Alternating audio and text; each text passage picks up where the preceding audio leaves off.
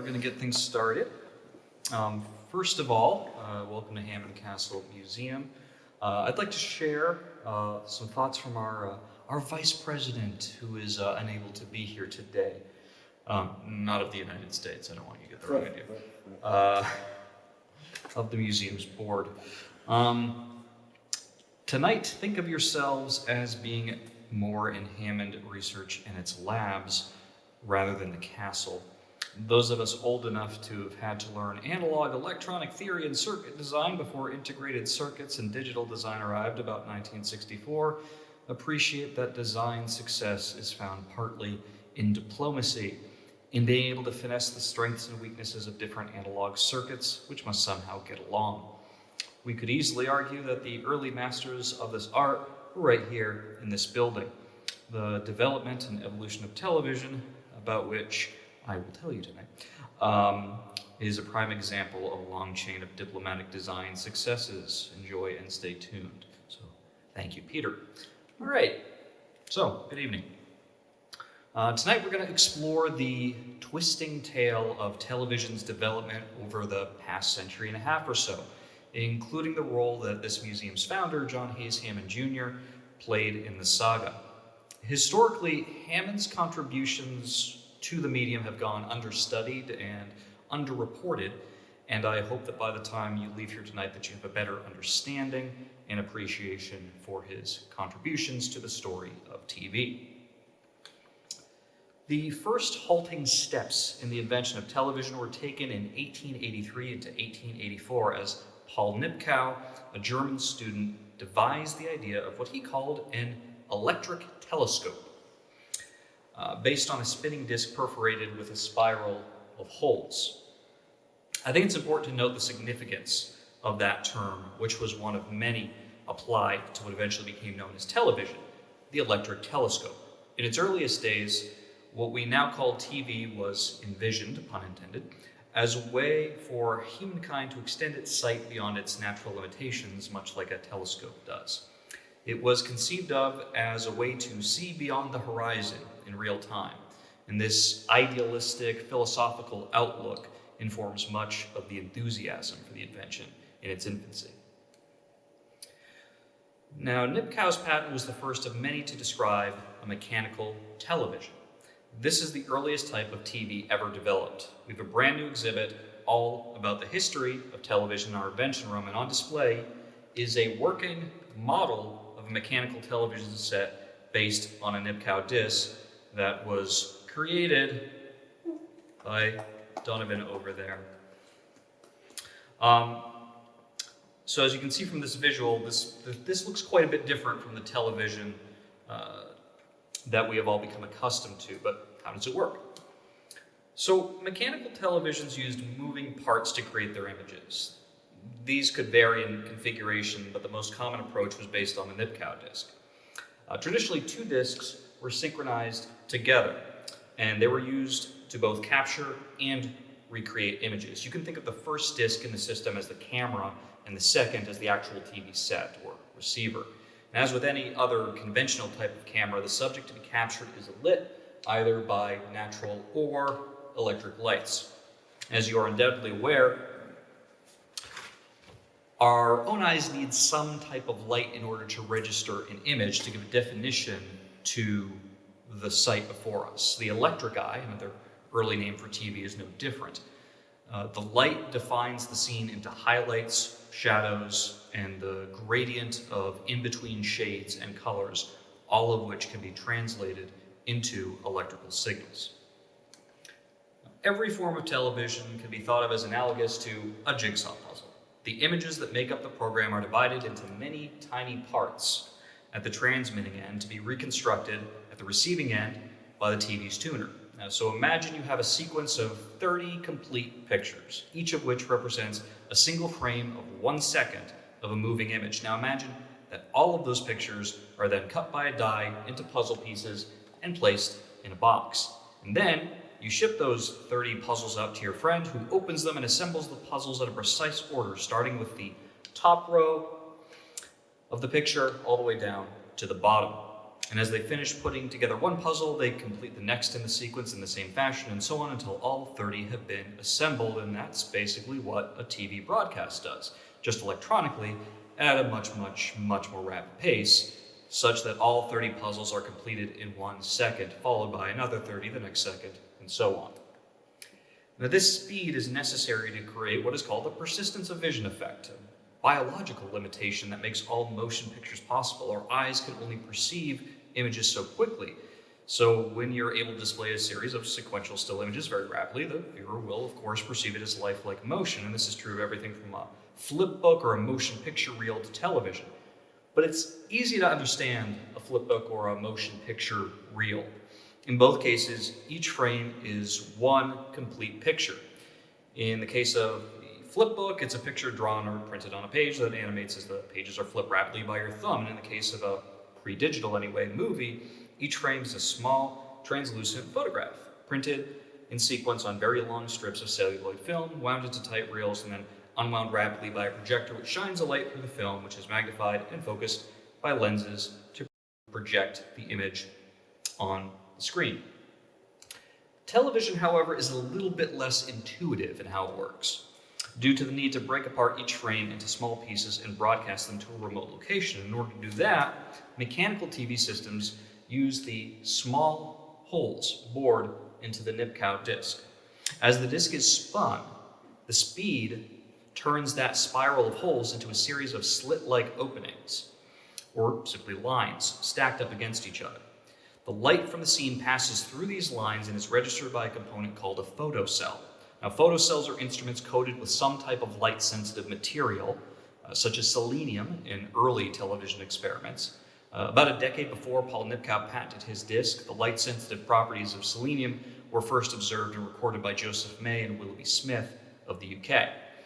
And when light interacts with selenium or some other photosensitive substance, the electrical resistance of that material lowers, allowing electrical current to flow through it.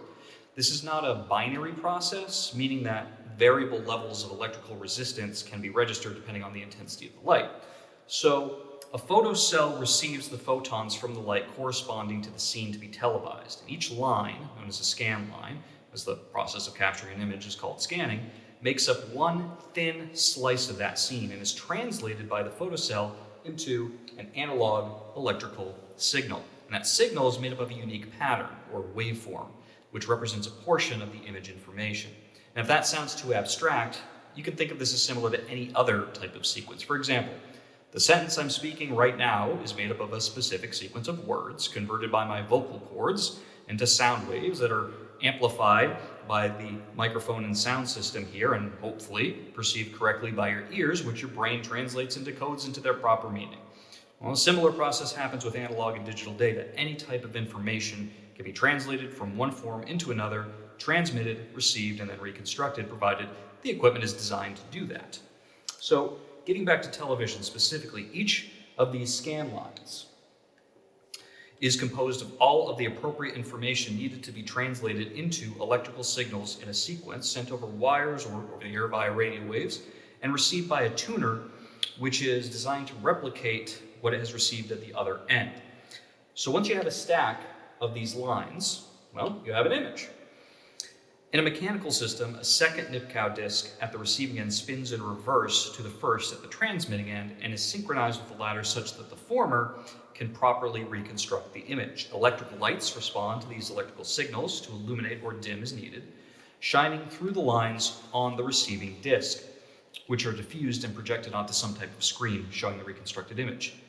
And if that sounds complicated and cumbersome, that's because it was. Paul Nipkow himself never made a functional prototype of his system, although others to follow would. Three of the most notable pioneers in practical mechanical television were John Logie Baird of Scotland, American Charles Francis Jenkins, and Swedish-American Ernst F.W. Alexanderson.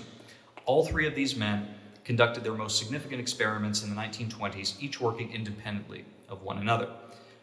Jenkins here was an independent and prolific serial inventor, much like Hammond, and began publishing theories about television in 1913, although he claimed to have first begun thinking about the problem as early as 1884, the same year as Nipkow's patent was filed, and he eventually filed his first patent for such a system in 1922. Baird was also an independent inventor and serial entrepreneur. He claimed to have first experimented with a selenium cell for the purpose of television as early as 1903, although by his own admission never got very far. 20 years later, he returned to the problem to much greater success. And as for Alexanderson, he was a prominent and accomplished engineer working for GE and RCA in the early 1920s and began working towards his own mechanical television system in 1923. And 1923 was a red letter year in the history of television. As stated, that's when Baird and Alexanderson began their efforts in earnest, but it was also when Jenkins first demonstrated his own system. And when this gentleman here, Vladimir Zworykin, filed his first patent for all electronic television, who we'll return to later, and when John Hays Hammond Jr. filed his first television patent. Now, Jenkins initially developed a system based on what he called prismatic rings, which you see right here. These were precision glass optical instruments that took the place of the nip-count discs. These had the advantage of not needing to break up an image into scan lines, which resulted in improved image quality.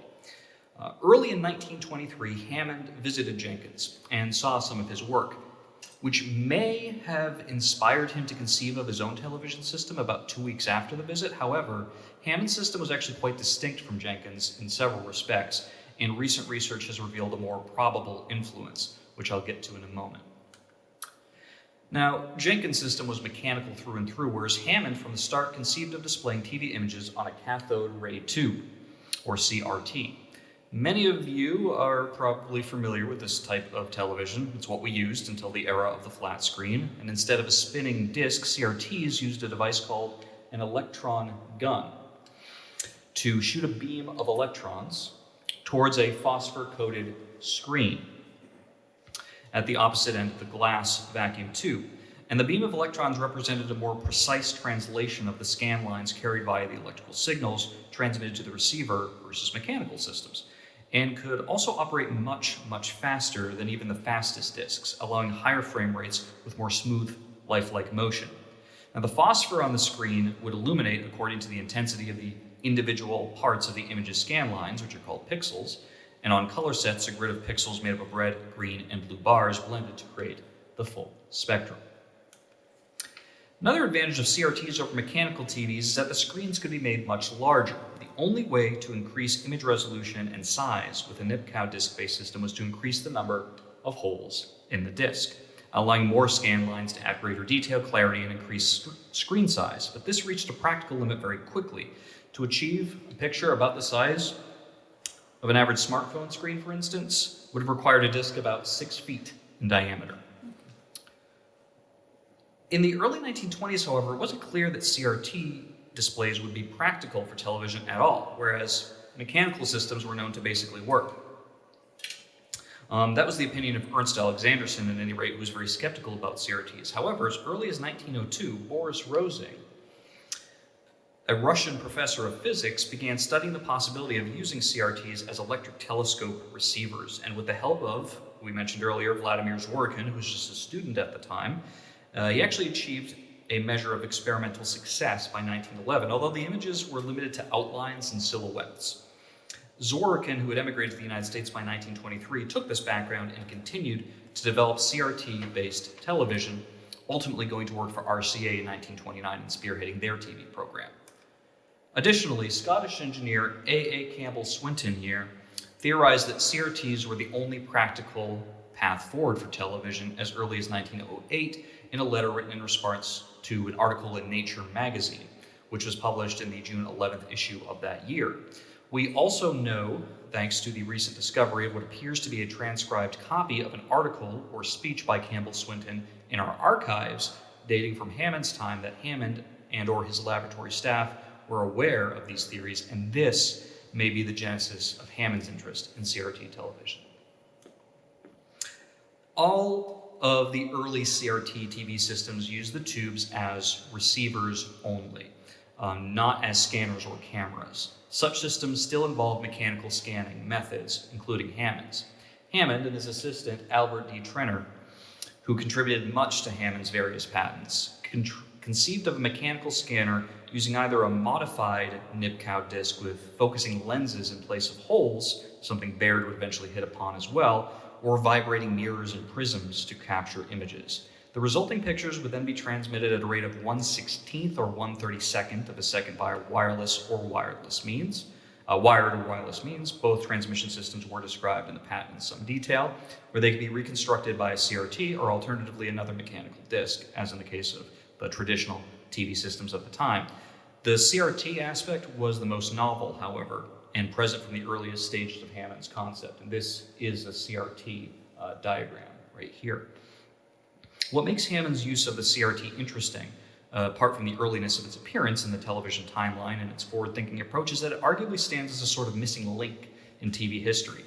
It's not just that it used mechanical scanning and an electronic display, after all, Rosing had already done that, as stated earlier, but that Hammond's system borrowed the spiral pattern of scan lines of the Nipkow disc and applied that same configuration to a CRT display, which is quite different to how they actually ended up rendering their images. So, remember our puzzle analogy from earlier, how the puzzles were to be assembled in order from the top line to the bottom? Well, that's exactly how CRTs display their images, as a series of horizontal scan lines stacked vertically, running from left to right, up to down, not as a spiral. For this, we have to thank one of the most important television pioneers, Philo T. Farnsworth. Farnsworth was a Mormon farm boy and an electronics prodigy who took inspiration from the rows of grain in the fields of his family farm to conceive of how all electronic television would operate. And there you see Farnsworth right there. In all electronic television, electronic devices are used both at the capture and reproduction ends, rather than a combination of mechanical and electronic systems. Even as a teenager, Farnsworth had read about mechanical television and wrote it off as completely impractical for all of the reasons that it, well, frankly was.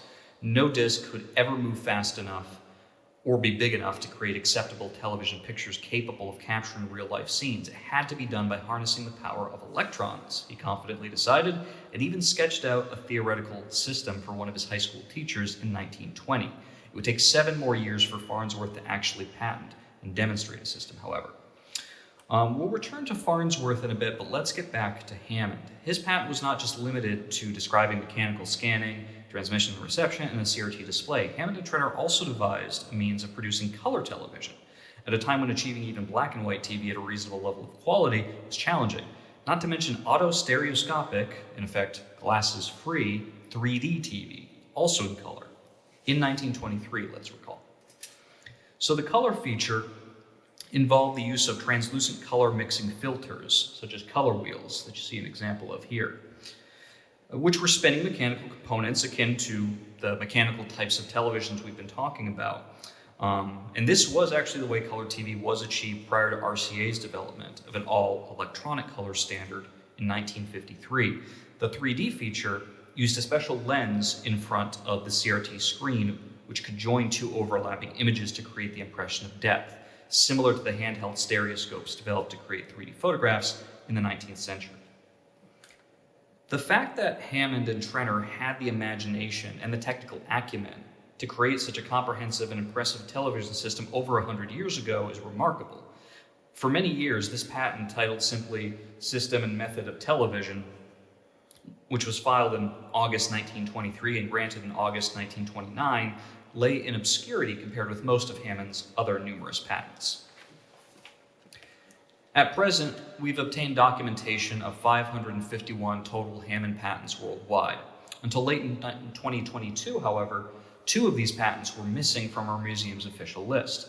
One of these was a companion to a known patent and not of especially great significance. The other was this television patent. The only reason I found out about it was because Hammond's laboratory had compiled bound volumes of his company's patents during the 1940s. Now, there are various electronic databases that contain copies of all registered patents, both in the US and abroad, and as long as you're prepared to type in a few variations of Hammond's name, you can pull most of his up. However, these 2 quote-unquote missing patents were only so in the sense that Hammond's name didn't populate the inventor field in these databases when they were scanned from the original paper documents. So that's it. It was just a little data entry error. However, by consulting those volumes of patents assembled by Hammond's laboratory, I was able to find the patent number, and that allowed me to pull it up easily. At first, I was just happy to find a Hammond patent related to TV that was filed 5 years earlier than what we had previously thought was his first television patent. However, when I actually read through the document, that's when it became clear to me that this was much more historically significant than that in the sheer prescience and audacity of a system like this for that era. Now, I'm sure you're all wondering, did Hammond ever build a prototype of this system? And the disappointing answer is we don't know, but probably not. If one did exist, we have not yet found conclusive evidence of it. So far, the closest I've found are some scattered and incomplete notes that imply that a measure of practical experimental work was conducted by Hammond and Trenner on some sort of television system at that time, but that is very scant. The reality is that functional prototypes have never been a requirement for patent registration in the United States. At one time, models were required, but that was long over by the time Hammond was working, and even then, they didn't have to be functional. There's a concept called reduction to practice that is a patent requirement, but all that is necessary to meet that standard is that the invention be sufficiently described in detail such that an appropriately skilled individual could replicate it. And my own view is that the lack of a prototype is irrelevant to establish the historical significance of Hammond's work, as is the fact that it did not become the basis of a standard, although it was cited as prior art by future patents by major corporations, including Farnsworth's and other inventors up through the 1980s. Hammond's 1923 patent is still part of the lineage of the invention of television, as are other patents that I will discuss, and a fascinating glimpse into what might have been. Now, as I suggested in my introduction to this presentation, Hammond's work has been largely ignored by most television histories, or given only passing mention. I have to date found only 2 books on the subject that mention him. One is called The Outlook for Television, which was published in 1932, and incidentally, as you might be able to see there, Hammond wrote the introduction to that book, so it would kind of be hard-pressed not to mention him. And the other is a biography of Vladimir Zworykin, published in 1995, which mentions Hammond exactly twice. Once to credit him for patenting flying spot scanning prior to John Logie Baird, and the second mention to give context for the work history of another engineer, which I think is actually an error on the part of the author. Anyway, that's it. Now, it's entirely possible that there are other TV histories out there that do mention Hammond, but I personally haven't found them yet. I've read many of the more significant ones in my research for the exhibit, this lecture, and my own book on the subject, and it's staggering how conspicuous his absence is. His 1923 patent alone should be enough to give him a mention. But I bet you might be thinking, surely I'm biased, being the curator of Hammond Castle Museum, and to say that, well, of course I am. Of course I'm biased. But honestly, believe it or not, that isn't the sole basis of my argument that Hammond deserves more attention for his pioneering television work. The fact is, many individuals whose work was far less substantial than Hammond's are frequently mentioned in television histories where he is not. Take, for example, Alan Archibald Campbell Swinton, the Scottish engineer and CRT proponent I mentioned earlier.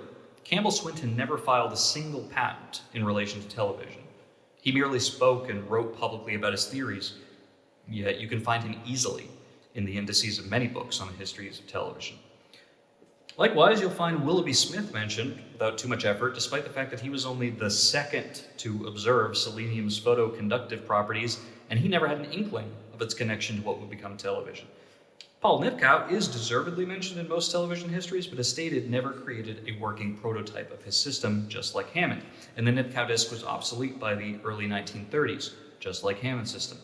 And I could go on. So why are these individuals identified with a history of television, but not John Hays Hammond Jr. or Albert Trenner? There's a fun little illustrated biography of Hammond that was published in a 1949 issue of Real Fact Comics. This was an educational comic book series published by DC Comics. In one panel, over the 6 pages of the bio, Hammond is credited with developing experimental color television. Before I rediscovered Hammond's 1923 patent, I was skeptical of this credit. Now, however, I think he deserves his due, and that's why I wrote 140 Years of Television, a history of a transformative technology, now available in the museum store and on Amazon, to set the record straight.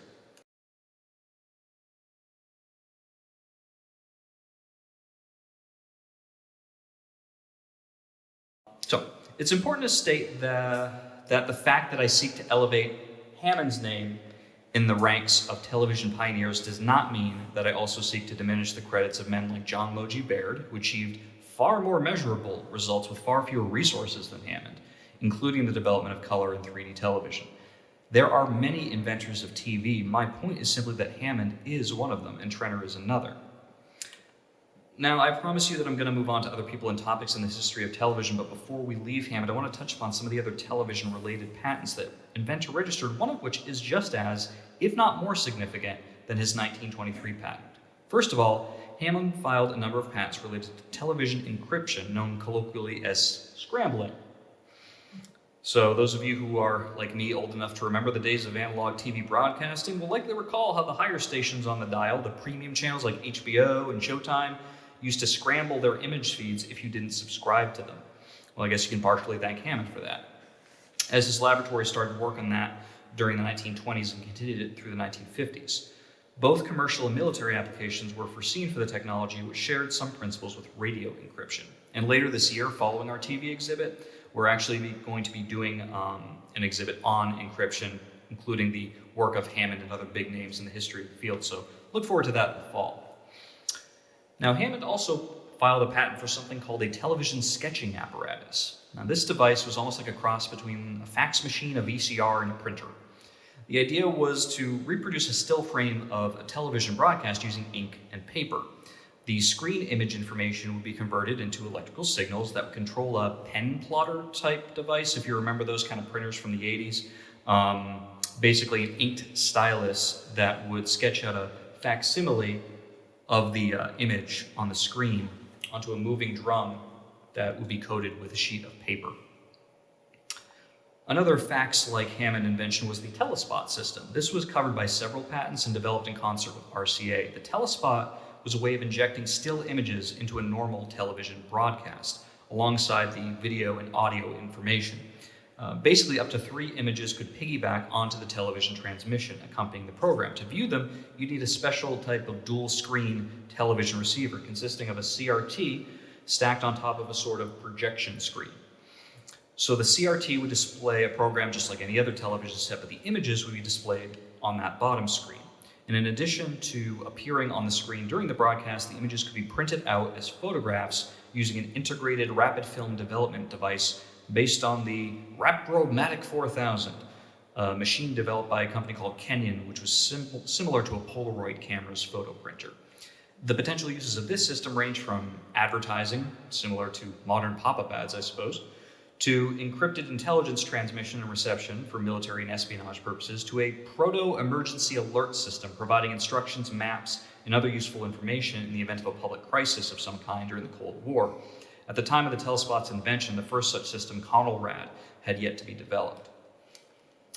Another forward-thinking use of television by Hammond is described in his various patents for a navigational guide system for airplanes. Early aviation lacked the sophisticated instrumentation of today's planes, and pilots had difficulty landing in conditions of poor visibility. Hammond's laboratory devised a sort of proto-GPS concept to address this problem. In this system, a scale model representing the airport would be filmed by a television camera, and that feed would be broadcast to the pilot in the cockpit. And their relative position to the airport would be determined using radio waves emitted by towers on the ground that would bounce off of the craft, a process known as triangulation. And a beacon and plotter system in the plane would combine the location data for the aircraft with the simulated corresponding views of the landing area provided by the model, and a series of scale models gradually increasing in size to simulate the craft getting closer to the ground could also be used to aid the pilot in guiding the plane to a safe landing.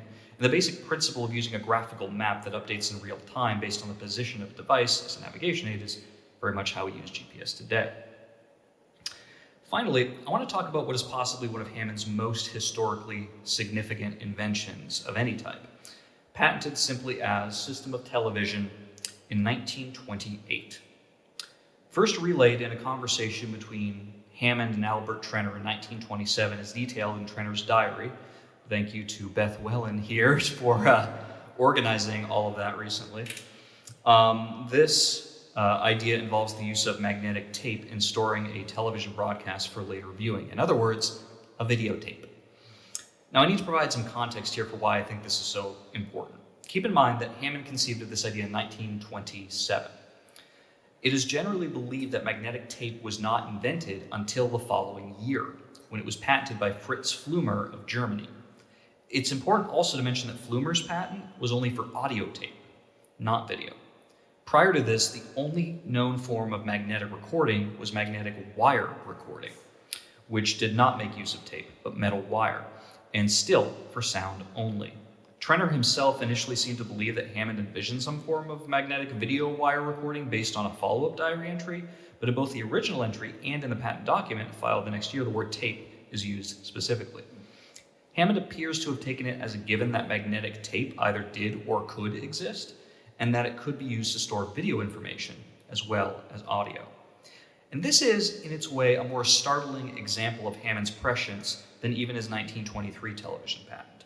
Videotape, as we know it, didn't see development and use until the 1950s, nearly 30 years after Hammond's version. Hammond's patent describes an example of some sort of television-worthy event taking place in some part of the world, say Europe, and using a magnetic tape recorder to capture the broadcast on a reel of tape, which could either be physically shipped to another part of the world or converted into signals for wireless or wired transmission to a remote location. And in the second configuration, the received data would be copied onto another magnetic tape reel so that it could be screened at a theater for audiences in, say, America, so that they could catch up on the news from another time zone. This is sort of like a proto-version of time-shifting programming that we used to do with VCRs and later DVRs. And you can see in this image from the patent what Hammond's proto-video cassette might have looked like.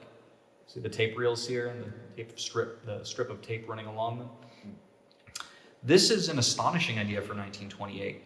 At a time when magnetic audio recording is a positively bleeding-edge technology that won't see widespread adoption until the post-war period, Hammond matter-of-factly states that not only is magnetic videotape possible, but that it will be used specifically to record television broadcasts. And that did not become standard practice until the late 1950s and early 1960s by television studios, and by consumers until the 1970s, although the first consumer videotape recorders were actually released in the mid-1960s. Those were open reel models. Now, Hammond was able to conceive of videotape at a time when audio tape was barely getting started, using the same principles that allowed scientists to imagine television during radio's infancy. It was a logical next step. If signals and sound information could be transmitted and received using radio waves, then it stood to reason that images, both still and moving, could as well. And by the same token, if audio could be stored on a magnetic recording medium, then video should also be able to be stored. In both the case of television broadcasting and recording, however, the challenge was in the sheer volume of information required. Image data, particularly moving image data, takes up a much larger amount of space than sound data due to its much greater complexity. The radio spectrum has a limited amount of tightly regulated bandwidth, which has to be shared amongst all radio devices, including televisions. And this was even more limited during the analog age, as that form of data is far more bandwidth hungry than digital data. Video also takes up more physical space than magnetic tape. You can see here, this is the sound portion of a piece of videotape, this is the image portion. This is an example of half-inch videotape and 3/4-inch videotape, and audio tape was typically a 1/4 inch or less. So this is why videotape is much wider than audio tape. Now, John Hays Hammond Jr. is credited as the father of radio control. I would not suggest that he, or anyone else for that matter, be considered also the father of television. However, I have thus far not been able to locate an earlier documented instance of the concept of magnetic videotape being proposed by any other scientist or engineer, let alone a patent filing. Now, I would not for one moment suggest that no prior art could exist, but if it does, I haven't seen it, and I've looked. Therefore, until I learn otherwise, I would humbly submit that Hammond could be credited as the father of videotape. Of course, I welcome any contrary evidence that anyone may bring to my attention, and I will amend my book accordingly should that occur. Okay, so I hope I've made my case that Hammond is an important pioneer in the development of early television, but of course, there's a lot more to the story of this technology. By the late 1920s, it was clear to many observers that mechanical systems were simply ill-suited to fulfill the promises of TV that had been made over the previous decades by advocates of the technology. Despite relatively short-lived attempts to commercialize the technology by such figures as Charles Francis Jenkins, who formed the Jenkins Television Corporation, on whose board sat, ironically, Hays Hammond, the older brother of our founder, even though they were a competitor to RCA on whose board he sat, and John Logie Baird, who you see here, who was temporarily given resources by the BBC until better systems came along. The problems and limitations of the medium were a major barrier to mass adoption. Today, we take TV for granted. You'd be hard-pressed to find a spot in the industrialized world where a device capable of displaying television media is not within spitting or at least walking distance. Most of us alive today have never known a time when television was not a fixture in the home, but it was not always a foregone conclusion that TV would be as common as running water one day. There were just as many television skeptics and critics as advocates, if not more. TV was a somewhat unusual invention for the time in that it had a very protracted and very public development period. Every new breakthrough was heralded as signaling the dawn of a new age of television, only for the fanfare to quietly subside as technical and economic challenges proved more than trivial to overcome. Editorials were published in major newspapers questioning the viability of TV, and even some of those in the industry expressed doubts about its commercial potential. Though not entirely to blame for public skepticism, the flaws of mechanical television systems were a major contributing factor. Even tech giants such as GE, RCA, and AT&T had difficulty transforming mechanical TV into a marketable product. Prior to his ascension as president of RCA, the famous David Sarnoff consulted with Hammond, an RCA board member from 1923 on, and Ernst Alexanderson, chief engineer of the company, on the development of television, going so far as to float recruiting Jenkins into the corporation, which didn't happen. Such was his interest in the medium. Sarnoff was one of the most passionate TV promoters in history, and even he couldn't see a way to sell Alexanderson's mechanical system despite acknowledging its advancements. Enter Vladimir Zworykin and Philo Farnsworth. Both had come to the inevitable conclusion that the cathode ray tube was the only way to make television a proverbial thing. Both men worked independently at the problem of creating CRT-based television cameras and receivers during the 1920s. For the former, we had Zworykin's iconoscope and Farnsworth's image dissector. For the latter, Zworykin's version of the CRT screen was known as the kinescope. All of these devices harness the power of electrons to scan and reconstruct images and could do so much more precisely and rapidly than any mechanical system. By 1933, Jenkins' company had folded, and his assets found their way to RCA, who shuttered all mechanical TV research. Across the pond, Baird abandoned his mechanical system in favor of licensing Farnsworth's, once he saw a demonstration of it for himself. Unfortunately for the Scottish inventor, the BBC ended up standardizing a system developed by Alan Blumlein at EMI Marconi, which was based on Zworykin's RCA system. But no matter how you sliced it, TV's future slices would be horizontal, all electronic scan lines, drawn by an electron beam across a phosphor-coated screen. However, the path of the CRT towards mainstream adoption wasn't without its hurdles. The biggest was that there were two competing standards, one developed by RCA and the other by Farnsworth's company. Both Zworykin and Sarnoff made pilgrimages to see the work of the farm boy genius in California for themselves. Zworykin even expressed that he wished he'd invented Farnsworth's tube, even though he later downplayed its utility. Sarnoff, for his part, offered to buy Farnsworth out for the equivalent of more than $19 million in today's money, only for the independent-minded inventor to refuse.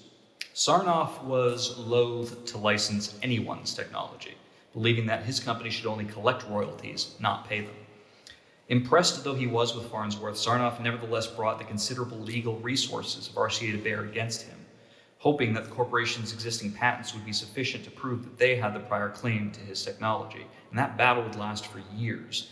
But in the end, the corporate behemoth actually lost out, partly due to the testimony of the young inventor's teacher, who was able to convince the court that Farnsworth had come up with the idea back in 1920 when he had drawn up that diagram for him, which he still had. Zworykin's system was superior to Farnsworth's, but could not be implemented without licensing the latter's patents. As a result of the court decision in 1939, RCA had to pay $1 million to Farnsworth as a flat fee, which, converted using the same metrics as used for Sarnoff's first offer in 1933, would be the equivalent of about $114 million today, plus royalties for 10 years. Sarnoff was not happy about this, of course, but accepted it with the understanding that it was a small price to pay for the public to associate television with his corporation. Indeed, the same year as the agreement with Farnsworth was made, Sarnoff himself introduced CRT television at the World's Fair with great pomp, announcing it as an RCA advance that would change the world. Unfortunately, the full rollout of consumer TV was stalled by a little thing called the Second World War in both the US and the UK, as industrial resources were temporarily nationalized and diverted to the fight against the Axis powers.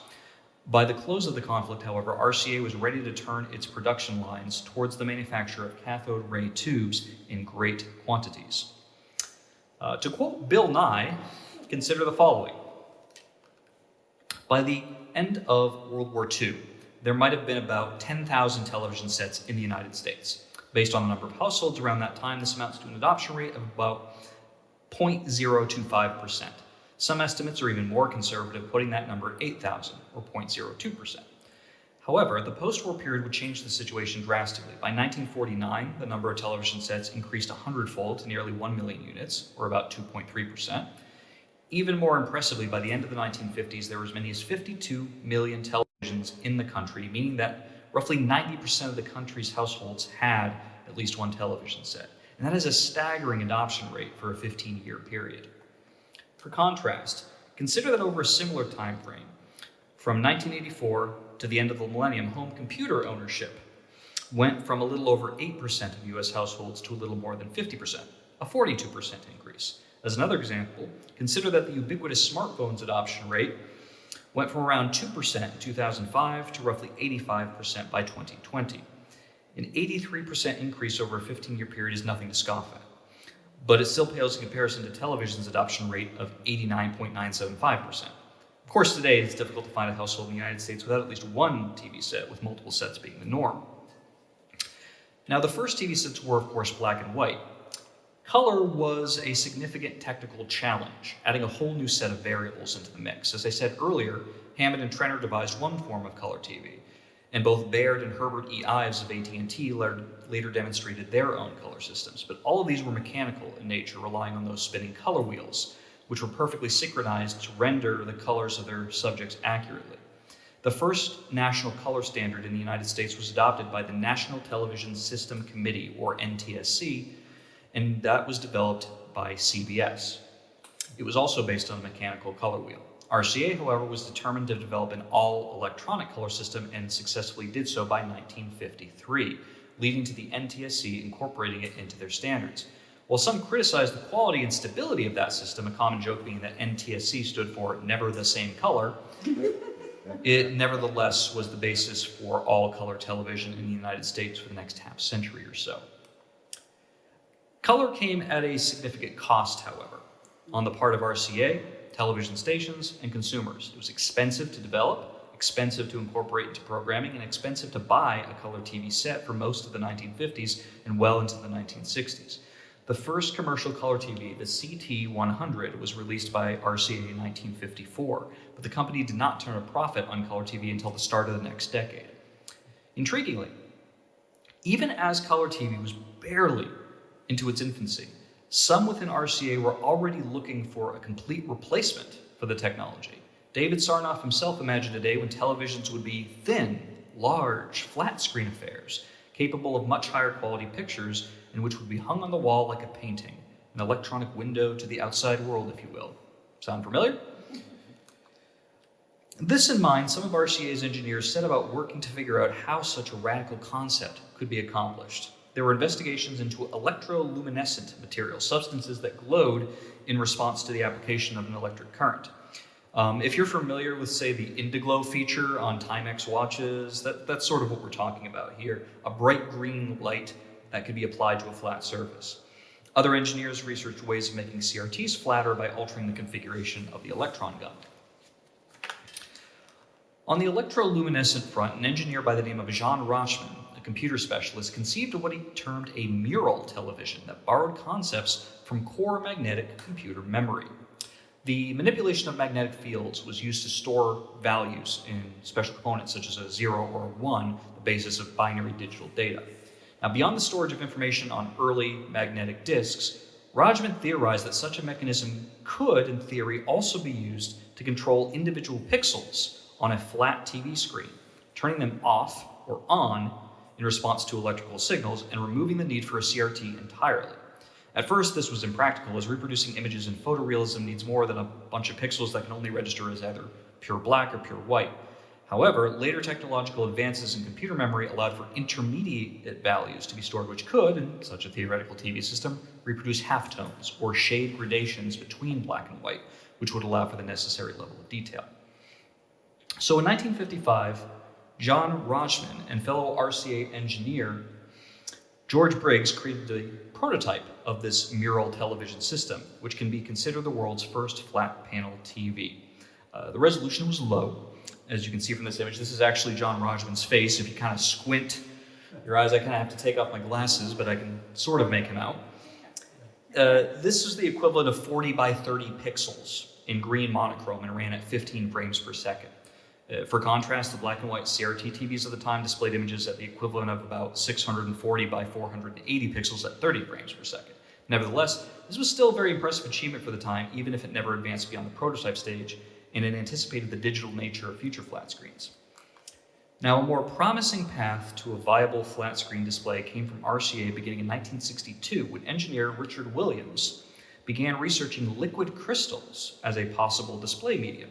Liquid crystals were first discovered in 1888 by Friedrich Reinitzer, an Austrian botanist who observed their curious properties when researching cholesterol compounds extracted from carrots, of all things. His findings were later confirmed by Otto Lehmann, a German expert in crystals. In this context, crystals can be thought of as synonymous with solids. The unique nature of liquid crystals is that they represent an intermediate form of matter that features characteristics of both solids and liquids under certain conditions, such as temperature changes. And they have interesting optical properties when viewed through crossed polarizing lenses due to changes in their level of light absorption. Now, these properties can be electrically induced, which is why they have the potential for electronic displays like televisions. So Williams patented his research, but it took a few more years for it to be granted. In the meantime, beginning in 1964, fellow RCA engineer George Heilmeyer took up the study from where Williams left off during research into using lasers as a data communication medium. Heilmeyer stumbled upon the color-changing properties of liquid crystals during his work. Recognizing their potential for developing new types of displays, Vladimir Zworykin actually requested a demonstration, and he was by then nominally retired, but still consulted for RCA. This is Heilmeyer here with one of his early LCDs. So Heilmeyer ended up heading a project to further develop liquid crystals for display purposes and worked alongside other RCA engineers working at the David Sarnoff Research Center, such as Simon Laroque and Louis Zanoni.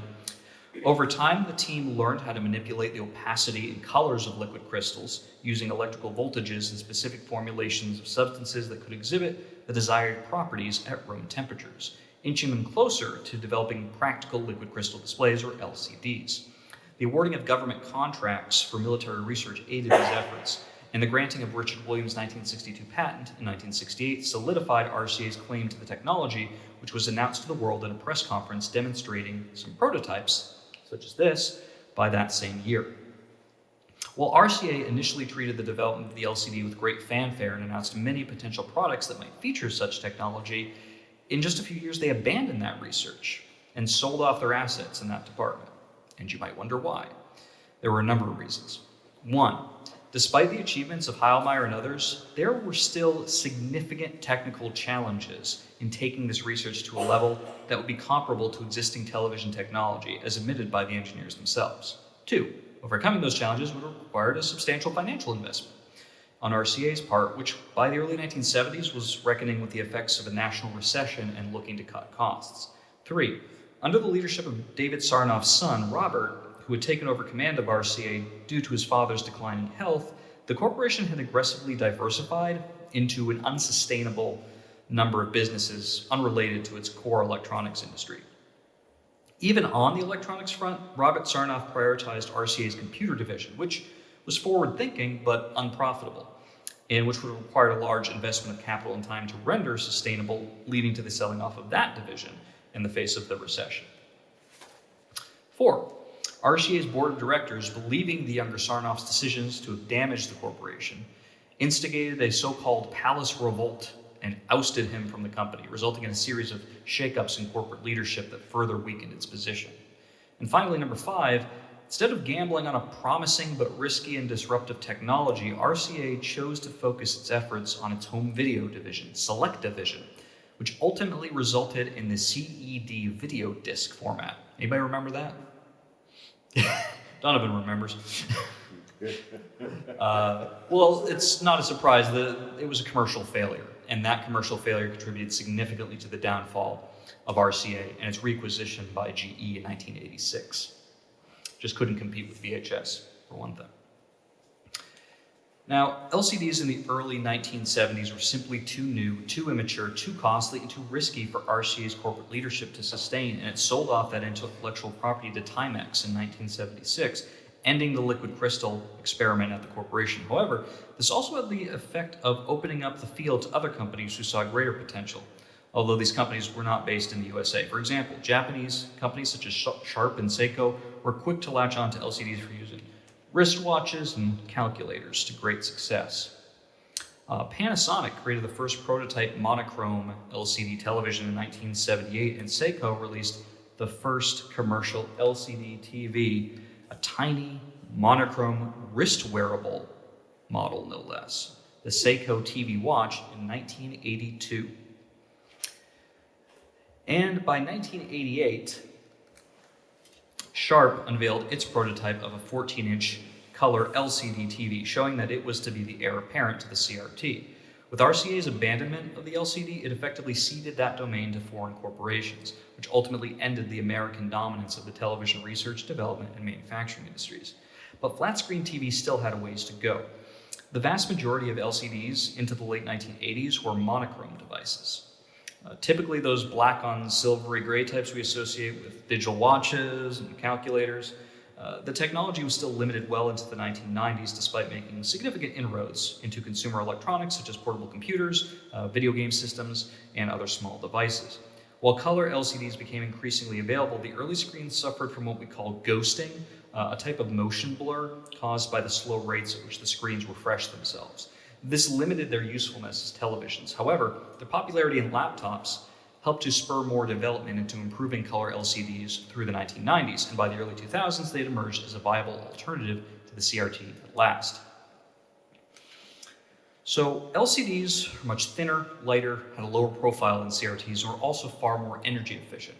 With more demand for LCDs, the manufacturing cost dropped, and as a result, the consumer cost dropped as well. By 2003, LCD TVs outsold CRTs for the first time, signaling the death knell of the venerable technology. Today, cathode ray tubes are no longer manufactured for televisions and have not been so for over a decade. The remaining uses are for niche industrial applications, with old stock sought out by enthusiasts for old media, designed with this display type in mind, such as retro video games. But LCDs were not, in fact, the only type of flat-screen TV to gain market share. You may recall, not so long ago, that plasma televisions were popular. This type of TV used an array of gas-filled cells that illuminated with the introduction of heat induced by an electric current to create pixels on a screen. Now, these were first theorized in 1936 by Hungarian inventor Kalmantiani, and first created by Donald L. Bitzer and Hiram G. Slotto and Robert Wilson of the University of Illinois in 1964 as display terminals for the Plato educational computer platform. The early plasma displays were not especially thin, as you can see here. Also, they could only render graphics in black and orange monochrome, but still consumed less energy than CRT displays and induced less eye strain as well, which is why they were specifically designed for computer terminal use. RCA also researched this type of display, but never made much progress with it. However, as with LCDs, Japanese companies saw the potential of plasma displays. A number of 1980s laptops included thin versions, still in orange monochrome, before improved color LCDs displaced them by the early 1990s. But undeterred, Fujitsu unveiled a full-color plasma television in 1992.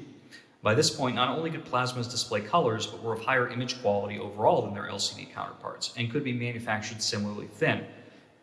By 1997, the first consumer plasma TV was released by Panasonic at retail for an eye-watering $15,000, which would be almost $30,000 in today's money. But it was a technical marvel and one of the earliest flat-screen consumer televisions available. By the late 1990s and into the early 2000s, consumers had the choice of a variety of televisions, traditional CRTs, LCDs, and plasmas. And at the same time, the standards for high-definition television broadcasting had been decided by the HDTV Grand Alliance in 1996.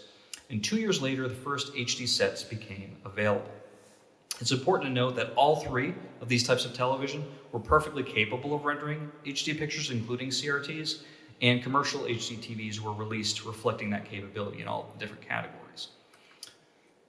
So it might surprise some of you to learn that the first version of what we would think of as HD TV was debuted by Japanese television network NHK in 1981. At that time, however, there was no practical way to broadcast HDTV widely, as the high detail of the pictures took up far too much bandwidth. This was improved over time with better methods of data compression, but it was clear in the 1980s and 1990s that if HDTV had a future, it would be with the advent of digital broadcasting. As mentioned earlier, analog information just inherently takes up more space than its digital equivalent. A simple way to conceptualize that is that you can just pack way more zeros and ones into the same amount of space that a waveform containing the same information would require. Binary bits of information are far more efficient, far more precise. They lack the noise that comes along with analog transmissions and allow not only for maximum bandwidth efficiency, but also higher quality and more accurate reproduction of the source data. Now, the transition from analog to digital broadcasting has been a slow process that is still yet to be completed, believe it or not, worldwide. The United States transitioned fully in 2009, as you may recall, and most of the world has joined it. There's still a few holdouts. With digital broadcasting came the transition from lower quality HD pictures such as 720p and 1080i to higher quality 1080p, 4K, and even 8K and higher potential. It also resulted in the transition from old style 4:3 programs to the 16:9 widescreen standard. For clarity's sake, again, pun intended, let me define what those numbers and letters mean because it can be a little confusing. In the case of HD resolutions, the numbers refer to the number of horizontal lines that make up the image on the screen. So, a 720p image is made up of 720 horizontal lines measuring 1280 pixels wide. And a 1080p image is made up of 1080 horizontal lines measuring 1920 pixels wide. But when you get to 4K, the situation gets flipped. In other words, the term 4K refers to the number of pixels making up a horizontal line rather than the number of lines, horizontal lines, that make up the picture. So what that really means is that a 4K image is composed of around 4,000 pixels per horizontal line. In practice, that means either 4,096 or 3,840 pixels, depending on whether you're talking about movie projections or televisions, respectively. So why did that term get chosen? Well, yours is as good as mine, probably because it sounds like a more impressive jump from 1080 to 4,000 from a marketing perspective.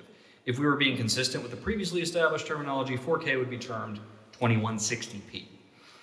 Let's just call it UHD for convenience. Ultra HD, also used in marketing. 8K follows the same premise as the 4K, incidentally referring to a horizontal line composed of roughly 8,000 pixels.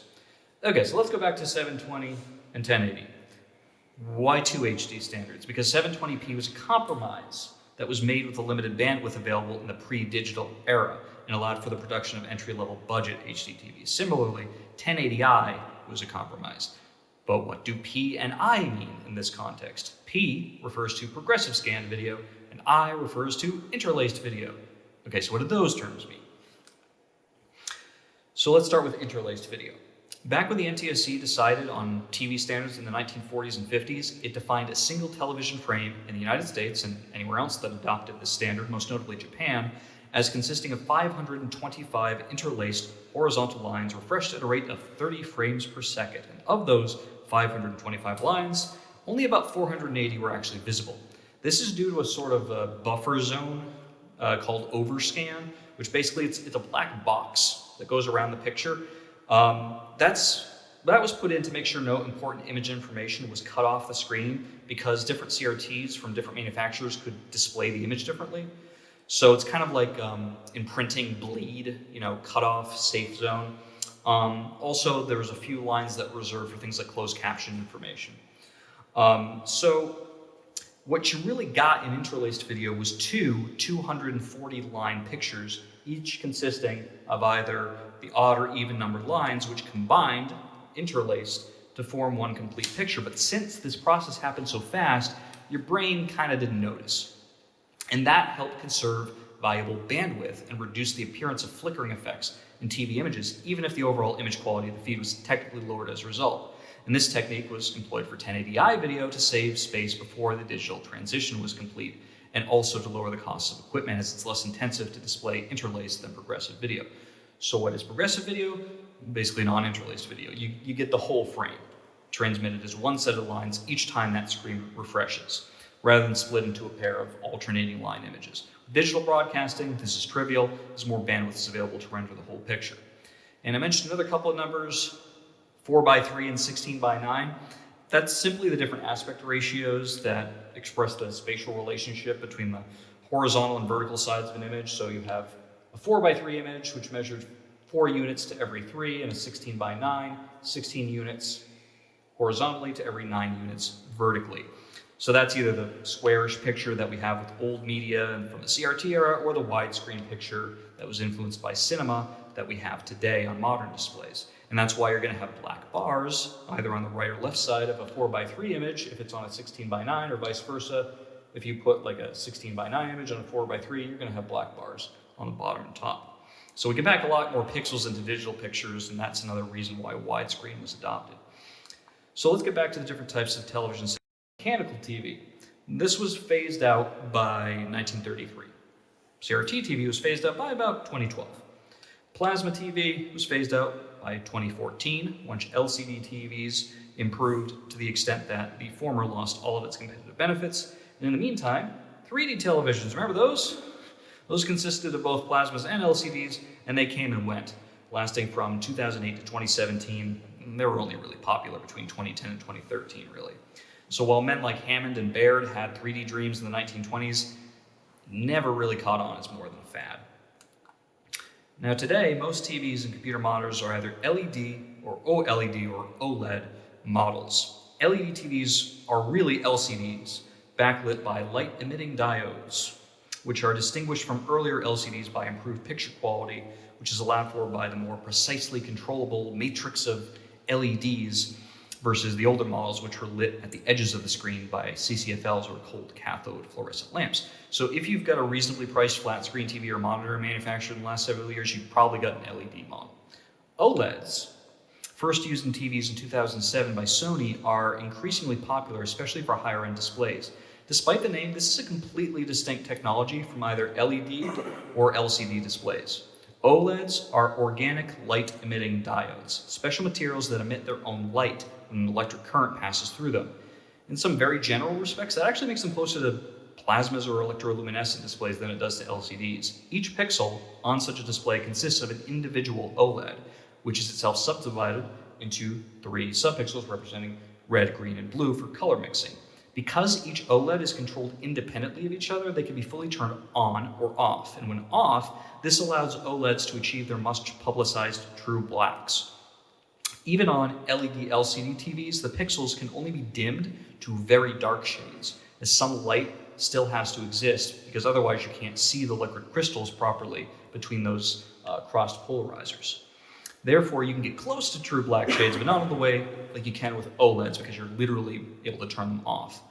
OLEDs can even be made transparent or translucent, features found on very expensive special purpose screens. You usually see them for art installation and advertising.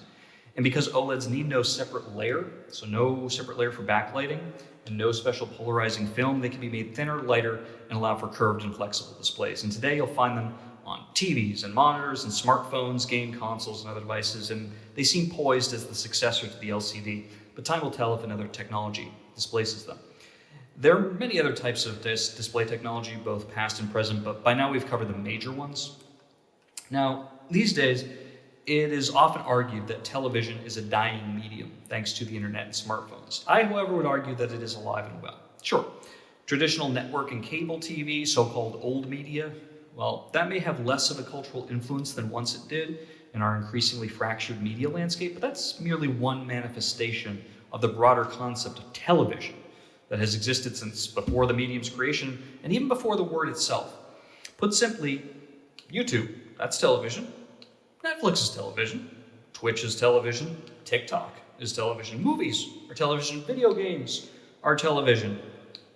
Zoom is television. And so on. These devices are all television. The device's content and delivery systems have changed over time, but the notion of watching and connecting with people and events and ideas in distant locations and engaging with fictional media on an electronic screen is what is most essential about television, and that's been there from the very beginning. Now, what is the answer to the question, who invented television? By now, hopefully, you'll see that there is simply no single answer. The most frequently mentioned names tend to be Farnsworth, Zworykin, and Baird. But you could also make strong claims for Rosing, or Jenkins, or Hammond and Trenner, or Alexanderson, or Nipkow. And when you consider the totality of television past and present, there are hundreds of others that deserve mention for contributing to the evolution of the medium. Kenjiro Takiyanagi, Reginald Fessenden, Lee DeForest, Carl Braun, George Heilmeyer, Alan Blumlein, David Sarnoff, Herbert Ives, A.A. Campbell-Swinton, John Rochman, Ray Kell, Donald Bitzer, Maurice LeBlanc, Cal Montiani, Alan Dumont, Bernard Lechner, and those are only a few. The story of television has much in common with the television screen itself. It consists of a mosaic of scientists, engineers, and executives, and others who dreamed big and contributed in a myriad of small ways to bring the electric eye into being. And only by sitting back and taking in this mosaic does the full picture appear. So I want to thank you for coming this evening, and I'm happy to take any questions.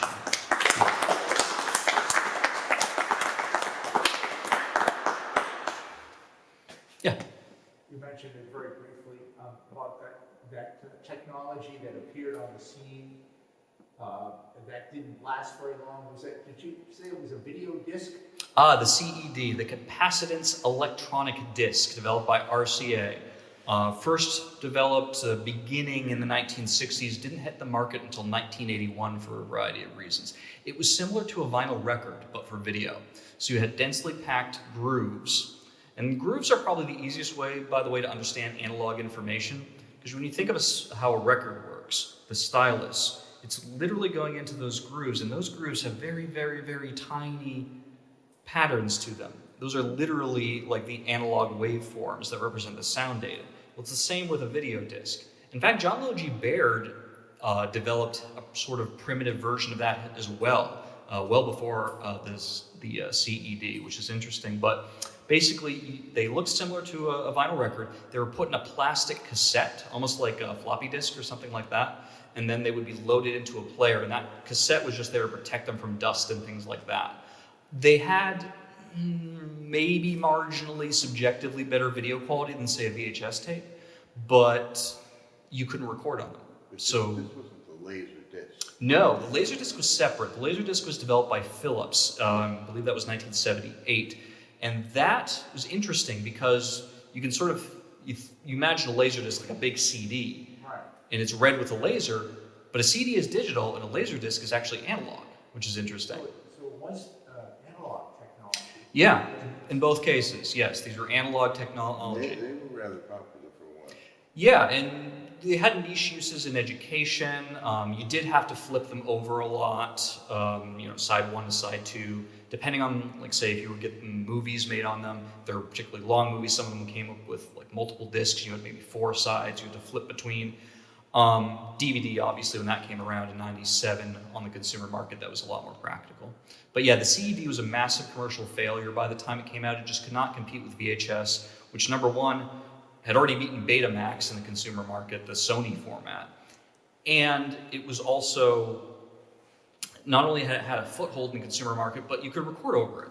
You could record your TV programs. So why the heck would you get a CED disc when you could only just watch movies on them? So yeah, but they took a huge bath on that. They lost about, I want to say it was about $640 million or something like that. And by 1986, they basically sold out to GE, which had spawned them in the first place back in 1919. And now it's just a brand name, RCA. Any other questions? Not a question, but a comment as the archivist who's scanning all the documents. I can't tell you how many of those names showed up in Turner's diary. Mm. They met, they talked Yeah. quite a bit, and so it's really quite. Charles Francis Jenkins in particular stands out because in 1923, Hammond was having friendly correspondence with him. Him and Sarnoff and Alexanderson were all talking about, hey, should we recruit this guy, Charles Jenkins? He's developed these prismatic rings. They look pretty good. But basically the consensus was, yeah, okay, that's nice, but we have other ways we can show images, and the guy doesn't know anything about like actually transmitting them and broadcasting and bandwidth and all that. So he's not really that useful to us. I think Hammond respected Jenkins because he said, oh, I'd love to work with him, you know, because Alexanderson actually said that he should be under Hammond's watch if he was hired when they were talking to Sarnoff. But Hammond's like, yeah, I'd love to work with him, but I don't think he's going to work for a big company like RCA. He had been burned, Charles Jenkins, in a business partnership decades before. He developed a better kind of like film, almost like, you know, the Nickelodeons, film viewers. Mm-hmm. He developed sort of a version of that he called the Fantascope. And his business partner basically bought him out and then sold it to Thomas Edison, and it was rebranded as the Edison Vitascope. And he was very burned by that, and I think that turned him off of working for big corporations in the future. He wanted to stay independent, sort of like Farnsworth did too. But yeah, I mean, Hammond did know a lot of these people, and I think it's just a shame that he's not really given much credit when, as I said, my thesis is you could argue his work is just as significant as many of these other people who you have no trouble finding in TV histories. And I'm hoping that between presentations like this or exhibit the book that more of this history can get out there. Where is the exhibit? It's in our invention room, which is closed right now, but it's open during our normal museum hours. So come back. But the book is available upstairs if you are so interested. It goes into a lot more detail about all these topics, including some topics that I just didn't have the space to fit into, like computers and video games and the different advances that sort of dovetail with technology in the 70s and 80s there. Any other questions? All right, well, thank you all for coming today. Appreciate it.